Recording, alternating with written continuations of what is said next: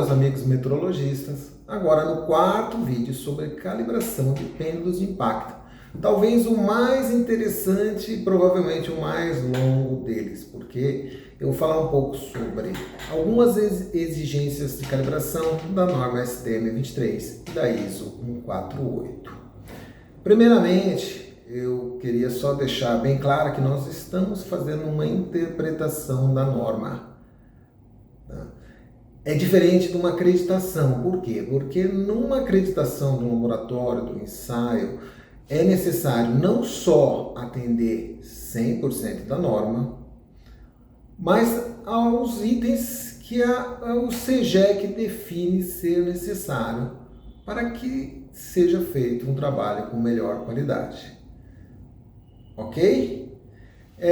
Eu faço parte do CB4, do grupo CB4 da BNT, tá? Na comissão de ensaios mecânicos, e nós costumamos discutir muito essas normas. Mas por mais que a gente tente deixar ela mais clara e direta, sempre vai haver espaço para interpretação. Então vamos na nossa interpretação.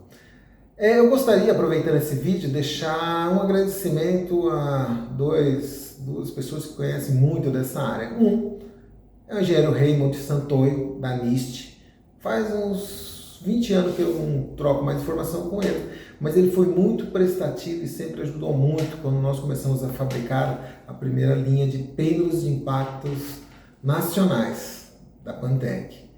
E também, ultimamente, já faz mais de 5, 6 anos, eu não converso também com o Christian Lehmann, da IFB, que faz os gabaritos europeus lá, DKKS e outros institutos. Ele trocou muita informação comigo sobre calibração de pêndulos de impacto. Vamos lá, vamos nos concentrar na STM23. Por quê? Porque ela é muito mais perfeita, ela é muito mais exigente, a garantia dela é muito maior que a ISO 148. A ISO 148 coloca algumas coisas tipo verificar mesmo que visualmente. Como é que eu vou verificar? Bota o dedinho lá, ó. Um raio ali tinha que ter 0,25 milímetros, a tolerância é 50 micros, mas olhando tá bom. Então vamos ficar na STM23.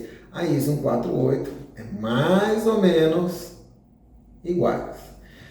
A primeira pergunta: eu devo fazer a calibração direta e indireta do meu pêndulo de impacto? Tá na norma. Sim, você deve obrigatoriamente, anualmente, 365 dias, calibrar direta e indireta. Com uma pequena diferença, isso você pode ver na norma um pouco mais para frente. A calibração direta você deve fazer pelo menos quando você instala o equipamento ou move ele de local. Nós estamos falando da calibração direta completa. E a norma fala que quando você for fazer a calibração indireta, você deve fazer uma calibração indireta. Você deve fazer uma calibração direta nos itens que podem desgastar. Quais os itens podem desgastar no pêndulo inteiro? Quase todos. Então, por isso, a gente sempre recomenda, quando for fazer a calibração indireta, faça a calibração direta completa antes. Por quê? O que eu não vou fazer na calibração direta para atender a calibração indireta? Eu não vou ver o comprimento do pêndulo, ele não encolhe, também não estica. Eu não vou verificar novamente os ângulos do ponteiro lá da escala, porque ele não vai cair do lugar, não vai perder o ângulo.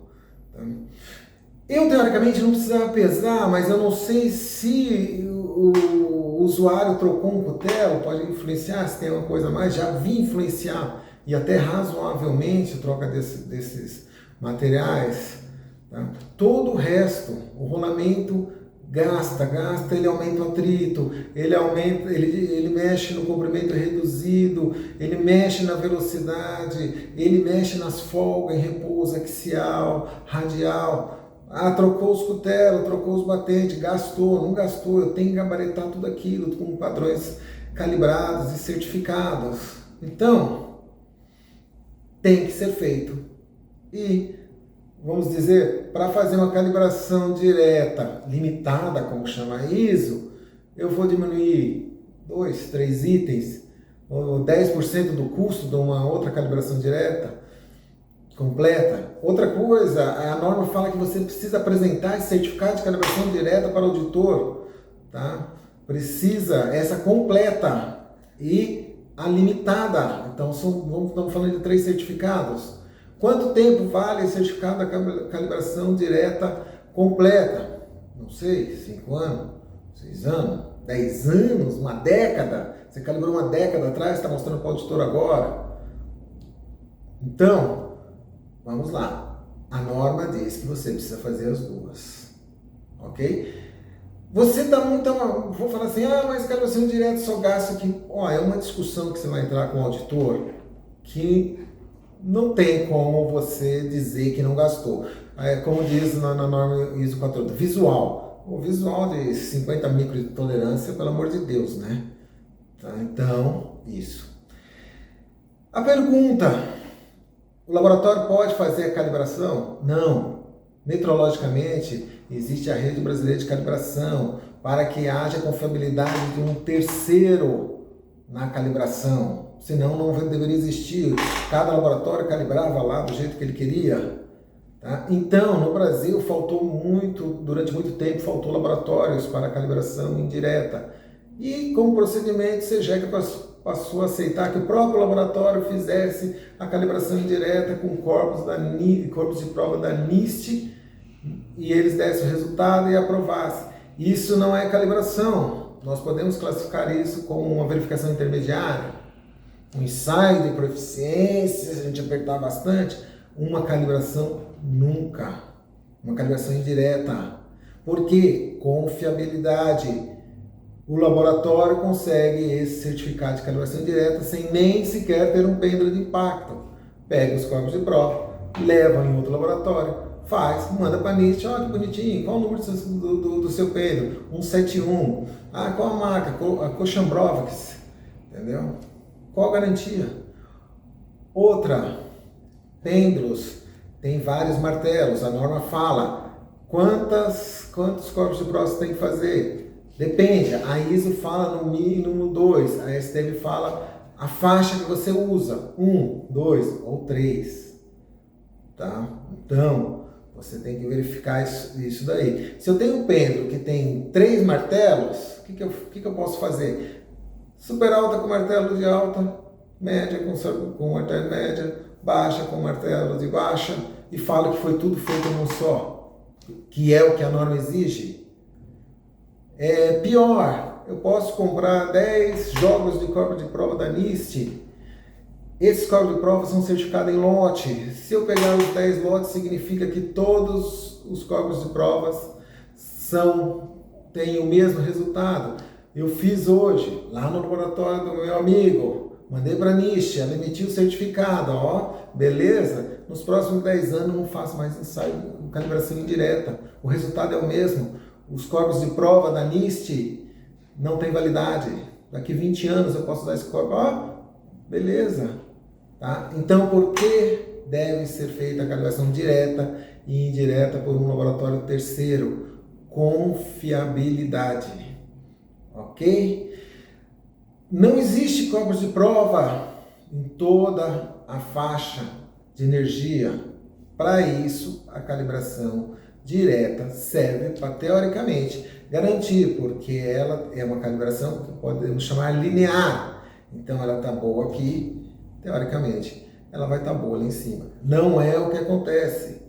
Nós já calibramos o pêndulo de calibração direta, perfeita, colocamos o corpo de prova de baixa, perfeito, colocamos o corpo de prova de alta, perfeito, colocamos de super alta, totalmente fora, 18, 20 joules de diferença.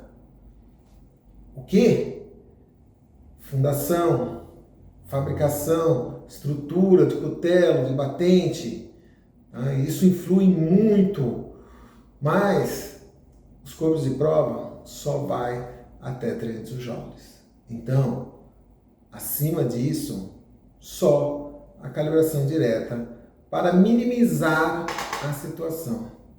Os caras, posso fazer só um corpo de prova, porque olha, se eu fiz o corpo de prova e bateu o valor dele, um corpo de prova certificado, eu posso fazer só ele? Isso foi uma pergunta que eu até, na época, me lembro até hoje, fiz para o Raymond. Se você só for fazer impacto naquela faixa, naquela temperatura, porque é só isso que o corpo de prova de certificação garante. Aquela faixa, naquela temperatura. Quais os corpos de prova eu vou usar? Na norma, ela diz que os corpos de prova têm que ser certificados na máquina de referência da NIST. No Brasil, a DICLA instituiu, o SEGEC instituiu que todos os corpos de prova têm que ser NIST. Conversando com o pessoal da DKKS, o pessoal do IBF, lá eles fabricam os corpos de prova STM23.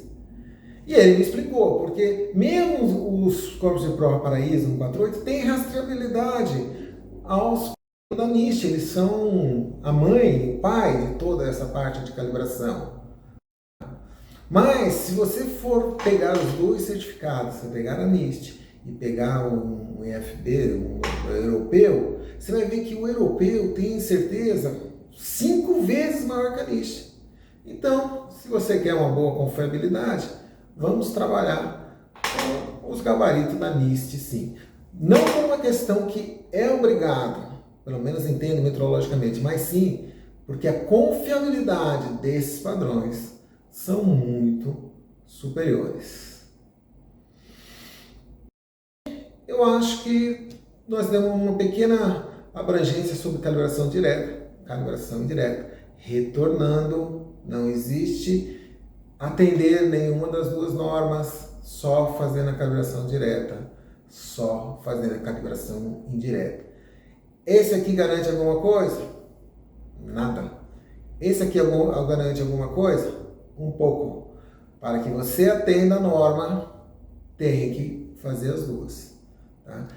E mais uma vez, vamos falar sobre metrologista. Como metrologista, não é fazer a calibração direta hoje e mandar e fazer a calibração indireta daqui a 1 mês, 2 meses. O ideal é que faça tudo junto. Chame o laboratório e fale, eu quero a calibração ASTM23 do meu pêndulo. Eu quero a calibração ISO 148. Tá? Apesar do SEGEC dividir para a calibração direta e indireta, para atender a norma, calibração direta e indireta. Ok? Vamos ficar por aqui. Eu acho que nessa parte de metais, se a gente for ficar falando, vamos ficar dias. Tem muito item, você já pode ter uma análise melhor, uma visão melhor sobre esses certificados, tá? Porque depois, na auditoria, não adianta ficar falando, é mais ou menos, mas por que não? Por que não? Norma é norma. Norma deve ser atendida na integralidade. Todas as interpretações das diversas normas em nossos vídeos são interpretações pessoais do metrologista Oscar Rodrigues, baseadas nos mais de 37 anos de experiência na área e foram compartilhados a título de conhecimento e debate. Não é o intuito desses vídeos confrontar ou desclassificar a interpretação metrológica de qualquer outro profissional. E ainda ressaltamos que apenas o SEGEC tem autoridade e competência para definir a mais correta aplicação das mesmas para a melhoria da metrologia brasileira.